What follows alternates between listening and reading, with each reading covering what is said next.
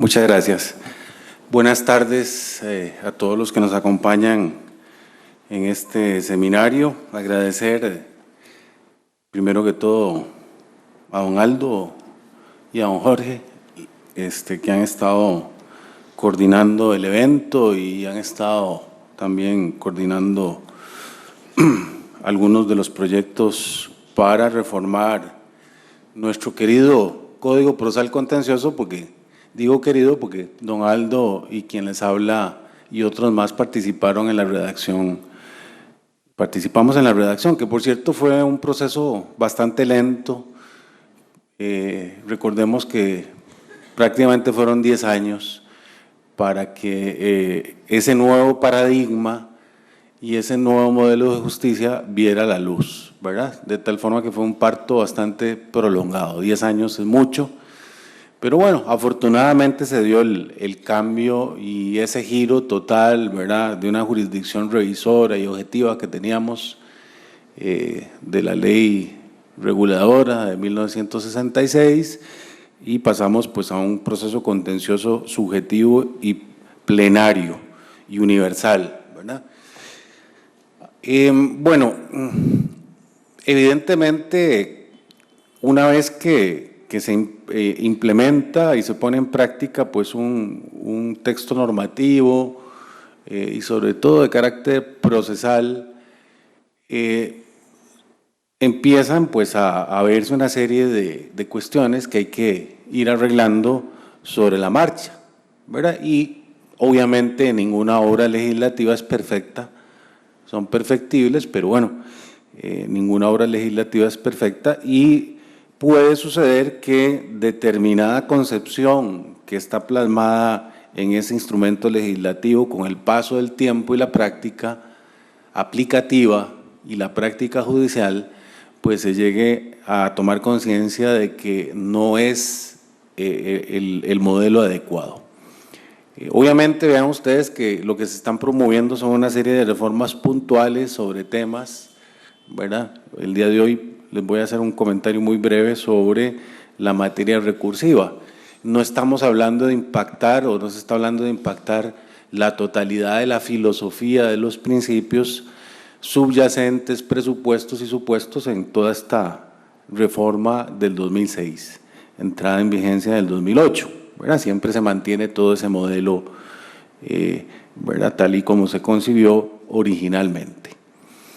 En realidad, vean ustedes que don Aldo pues lo exponía hoy, ahora, primera hora de la tarde. Si hacemos una comparación, un contraste entre el proyecto que se está proponiendo y la realidad recursiva actual, hay, digámoslo, una inversión del modelo, ¿verdad? Porque en el modelo actual, nosotros los corredactores pensamos que la apelación tenía que ser tasada para imprimirle cuál era la razón, el leitmotiv que había detrás de establecer una apelación tasada, sencillamente imprimirle mayor celeridad. Pero como se ha apuntado ya de manera pretoriana, jurisprudencialmente se han venido ampliando y de manera exponencial los supuestos en que cabe el recurso de apelación. Entonces, bueno, parece ser que hay una necesidad también de los justiciables que ha detectado el Tribunal de el Tribunal de Casación, la Sala Primera y obviamente el Tribunal de Apelaciones, ¿verdad?, creando una serie de supuestos adicionales que ya perdí el recuento, pero en algún momento creo que eran como tal vez un poquito más, ya vi, pero yo en algún momento había identificado como 20, pero bueno. Lo cierto del caso es que vean ustedes una apelación tasada con una casación, ¿verdad?, verdaderamente flexibilizada, espiritualizada, porque nosotros rompimos también con un paradigma, el de la casación francesa, cuando plasmamos el recurso de casación en el Código del 2006, ¿verdad?, porque rompimos con ese formalismo excesivo que había en la regulación del recurso de casación, ¿verdad?, por errores in procedendo, es decir, errores en el procedimiento, errores injudicando a la hora de juzgar, la violación directa o indirecta, el error de hecho, el error de derecho. Nosotros acabamos con todo eso e incluso concebimos una fórmula bastante hermosa, considero yo, que fue establecer como causal de la casación cualquier infracción del ordenamiento jurídico, ¿verdad? Eso le daba una gran flexibilidad, independientemente de que después la sala primera, ¿verdad?, y el tribunal de casación, sala primera, tribunal de casación, de alguna manera insistiera en la formalidad, ¿verdad?, más propia del Código Procesal Civil que del Código Procesal Contencioso Administrativo, ¿verdad?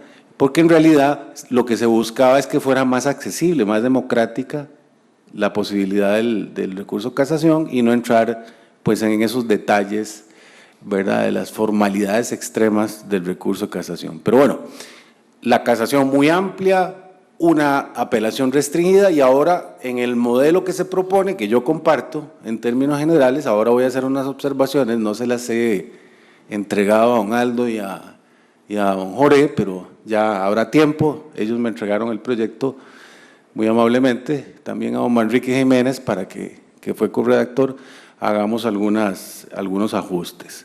Ahora, entonces un modelo invertido, una apelación que va a conocer de cuestiones de hecho y de derecho, más amplia para sentencias, autos con carácter de sentencia, ¿por qué no? Algunas hipótesis que también habrá que plasmar y desarrollar. Yo aquí traigo dos propuestas, muy respetuosamente, para ver si en algún momento se consideran, y una casación cerrada en el sentido de que la casación pueda ejercer, digamos, el right of certiorari, que es la tendencia, ¿verdad?, a nivel de casación hoy día en Europa, en Alemania, en España y en Francia, ¿verdad?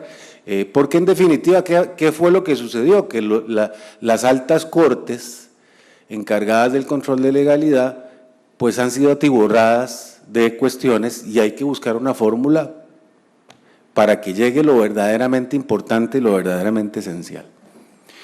Dicho esto, pues paso a hacer unas propuestas que ya las entregaré por escrito y observaciones con relación al 134 del proyecto, que habla de las causales de la casación. Recordemos que ahora la idea es que esta casación obedezca a razones objetivas, el ius constitutionis, porque el ius litigatoris, los derechos subjetivos, van a ser naturalmente tutelados por el Tribunal de Apelación. Yo propongo dos causales, introducir dos causales a las que ya tiene el proyecto, que son las siguientes. Cuando al conocer y resolver en apelación de una medida cautelar se dicte un auto sentencia que resulte contradictorio con lo resuelto por otras secciones de este Tribunal de Apelaciones, es muy probable que en este nuevo contexto no haya dos secciones, haya varias secciones del tribunal y se pueden dar sentencias contradictorias. Y vaya en perjuicio del gestionante de la medida. ¿Cuál es el propósito en estos casos?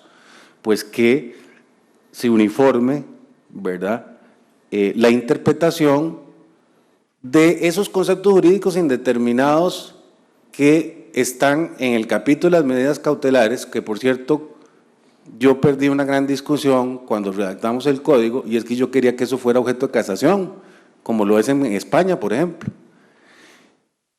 Porque el fumus boni iuris, el periculum in mora, que son los dos grandes presupuestos, ¿verdad?, porque dentro del periculum in mora está lo que han dado en llamar la ponderación de los intereses, que es lo que llama un procesalista italiano, Andrea Proto Pisani, la bilateralidad del periculum in mora.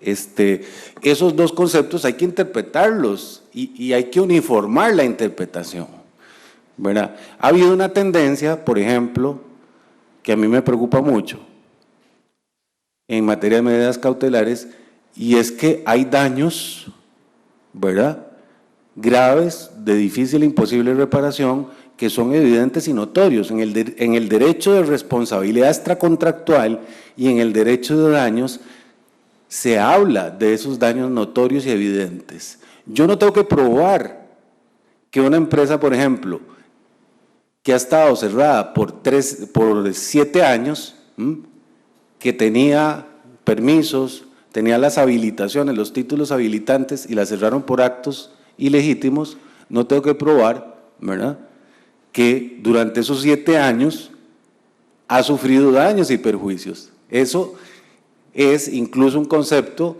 se llaman los daños ex re ipsa, es decir, son los daños evidentes de la propia alegación y de las propias circunstancias de hecho, pero desgraciadamente ha venido imperando esa tesis de que hay que demostrar, ¿verdad?, y claro, la delicia de la Procuraduría General de la República, ¿verdad?, para que ninguna medida cautelar realmente prospere, ¿verdad?, porque ya prácticamente estamos observando con suma preocupación que prácticamente no hay medidas cautelares que prosperen, ¿verdad?, como si hubiera desaparecido el capítulo de las medidas cautelares del Código Procesal Contencioso Administrativo. Entonces, bueno, este tema tiene que ser revisado eventualmente por la casación de manera residual y excepcional. Otro supuesto que me preocupa mucho de casación, cuando al conocer y resolver en apelación de la resolución final dictada en ejecución de sentencia de un proceso de conocimiento, se resuelve en contra del ejecutoriado juzgado, en contradicción con lo resuelto por otras secciones del tribunal y en perjuicio del ejecutante. A mí me preocupa mucho que de un plumazo borremos la posibilidad de la casación cuando en la fase de ejecución de sentencia se soslaya, se ignora lo que decía la sentencia declaratoria o constitutiva o de condena. Eso es el peor, digamos, sacrificio que puede sufrir un justiciable. Cuando ha tenido una sentencia favorable, ¿verdad?, declaratoria, estimatoria, y resulta que en ejecución no le quieren reconocer los términos de la declaratoria contenida en la sentencia. Eso es como expropiar de hecho a un justiciable de una sentencia favorable que ha obtenido. Entonces me preocupa ese tema. Me parece que también hay que uniformarlo. Vean que lo pongo también como algo residual, es decir, cuando haya contradicción entre las secciones, porque podría haber contradicciones entre las secciones del tribunal, y sea en perjuicio del ejecutante. Aquí yo no estoy hablando ni del Estado ni de la administradora, porque la Procuraduría siempre va a decir, es que el Estado también, por supuesto. Si algo hicimos en el Código Procesal Contencioso fue darle un tratamiento simétrico a las partes, ¿verdad? De tal manera, lo mismo en medidas cautelares, también podría ser que el Estado es el que pida las medidas cautelares, ¿por qué no? ¿Verdad? Bueno. Con relación al 135, el 135 nos habla de la admisión de la casación. Aquí dice que la propuesta del proyecto dice que lo admitirá discrecionalmente y acto seguido habla cuando presente interés casacional objetivo. Dos cosas. El interés casacional objetivo es un concepto jurídico indeterminado. Entonces, una de dos, hablamos de que está limitada esa discrecionalidad judicial por un concepto jurídico indeterminado, que es el interés casacional objetivo, o lo dejamos así como una admisión discrecional. Yo diría que lo que hay que decir es que procederá la admisión cuando haya interés casacional objetivo, y no es que lo admitirá discrecionalmente. O sea, lo que limita la discrecionalidad ahí es ese concepto jurídico indeterminado, ¿verdad?, que tiene un margen de apreciación positivo, negativo, y tiene un halo de incertidumbre, pero no significa o no es sinónimo de discrecionalidad. También le sugeriría a la propuesta que incluyamos un párrafo segundo donde en términos generales se diga que habrá interés casacional objetivo cuando la cuestión planteada reviste relevancia para la correcta y uniforme interpretación del bloque de legalidad. Ahí hay una especie ya de enunciación de lo que se entiende por un interés casacional objetivo, es la función nomofiláctica de la casación, ¿verdad? Con relación al 136, para ir concluyendo, el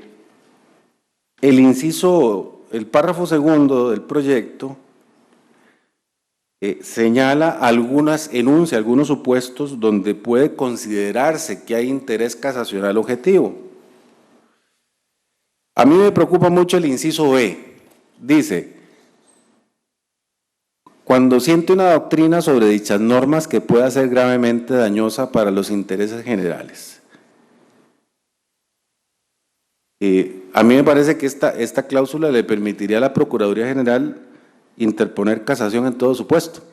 En todo supuesto va a decir, porque siempre lo dice, esa es la defensa por excelencia, que hubo una lesión al interés general y siempre va a reconducir toda discusión a la afectación a un interés general, de tal suerte que eso me preocupa. Luego se está usando una terminología, interés general, que no es la que usamos en Costa Rica. Interés general es una expresión francesa, rusoniana, ¿verdad? Nosotros hemos utilizado en Costa Rica el interés público por el 113 de la Ley General de la Administración Pública. Si se quiere reducir casaciones, con este inciso siempre llegaría la casación de la Procuraduría cuando pierda el asunto del Tribunal de Apelación. Ahora, si se quiere mantener, lo que le sugiero a la comisión es que se equilibre el tema. Entonces se diga que procederá la casación cuando se siente una doctrina que pueda ser gravemente dañosa para los intereses generales y los derechos del administrado. Entonces ahí lo compensamos. ¿Y por qué digo esto? Bueno, porque hubo una discusión azarosa en España de qué se entendía por el interés general y el interés público.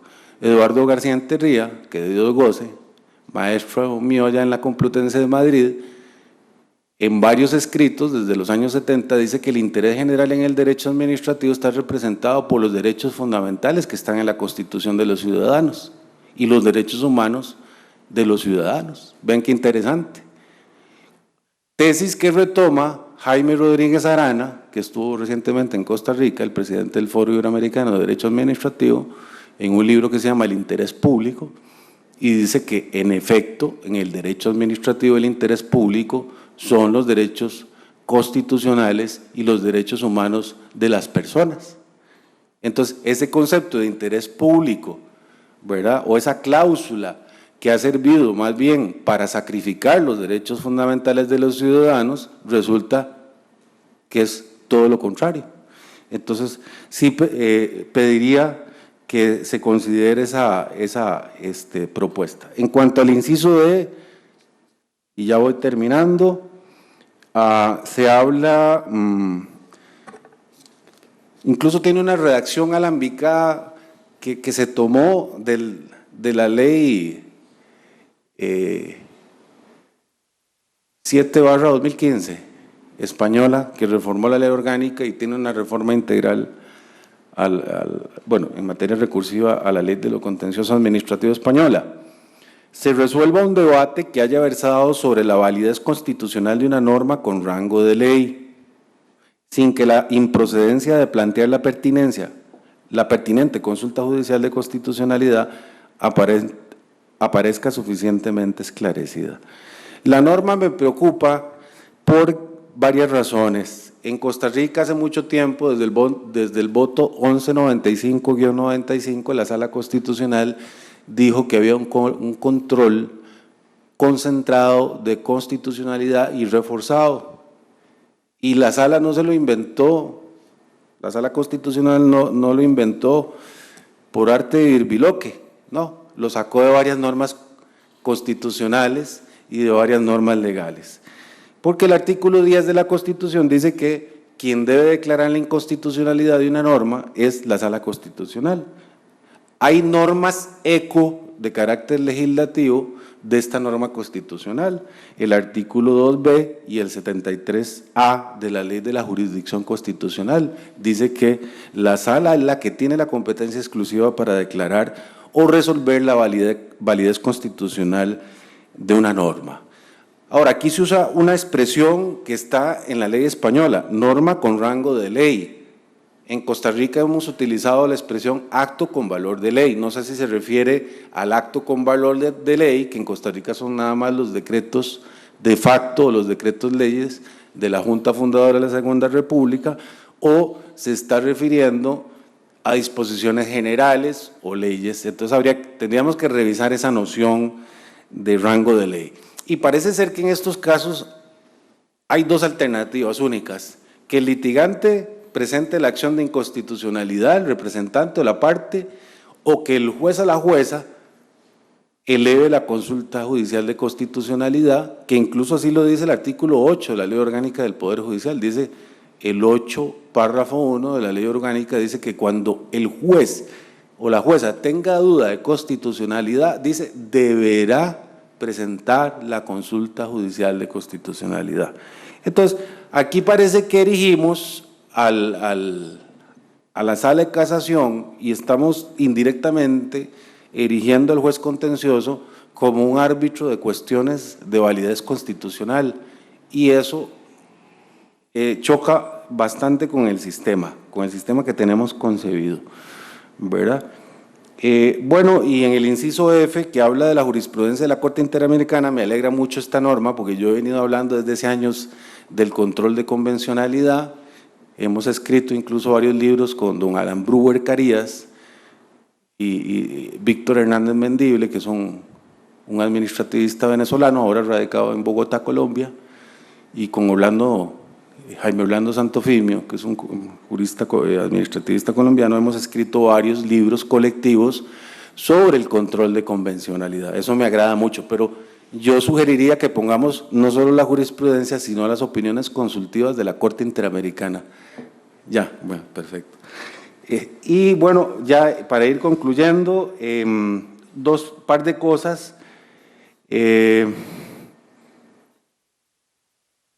inciso I también me preocupa. Dice, se aparte de la jurisprudencia existente al considerarla errónea. Esto me parece que, que el Tribunal de Apelación se aparte de la jurisprudencia al considerarla errónea, sería. Eso significa que hay un ejercicio manifiesto, expreso de argumentación diciendo por qué esa jurisprudencia de la Sala Primera o de la Sala Constitucional no se aplica a este caso. Eso es lo que se llama el apartamiento voluntario a una línea jurisprudencial, pero aquí no tenemos el supuesto del apartamiento involuntario, que sería cuando un juez o una jueza desconoce una línea jurisprudencial y entonces no la aplicó, dejó de aplicarla. Entonces habría que incluir el supuesto del apartamiento involuntario, ¿verdad? Para cerrar. Finalmente, en cuanto al 185, que no es un tema recursivo, pero quería también decirlo aquí a viva voz en esta oportunidad que se me da, que es la extensión de jurisprudencia a terceros, yo sugeriría que incluyamos a lo que ya conocemos. Lo que dice la norma es que los efectos de la jurisprudencia contenida, al menos en 2 fallos firmes de la Sala Primera, yo agregaría o del Tribunal de Apelaciones, que queden firmes por no haberse presentado recurso de casación. ¿Por qué digo esto? Porque últimamente, ¿verdad? Hay muchas sentencias, ¿verdad?, que no van a casación porque la Procuraduría no presenta la casación para que no se produzca la reiteración del criterio jurisprudencial y evitar la aplicación de la extensión de los efectos. Ya es un tema que hemos venido detectando varios litigantes, que casualmente en esos casos no se presenta la casación para evitar la reiteración. Y entonces un fallo del Tribunal de Apelaciones que queda firme por no haberse presentado la casación es igualmente, me parece, una jurisprudencia. Bueno, y eso serían algunas de las reflexiones que puedo hacer el día de hoy sobre este tema y quedan por ahí servidas y se las entregaré a los señores miembros de la comisión. Gracias y buenas tardes.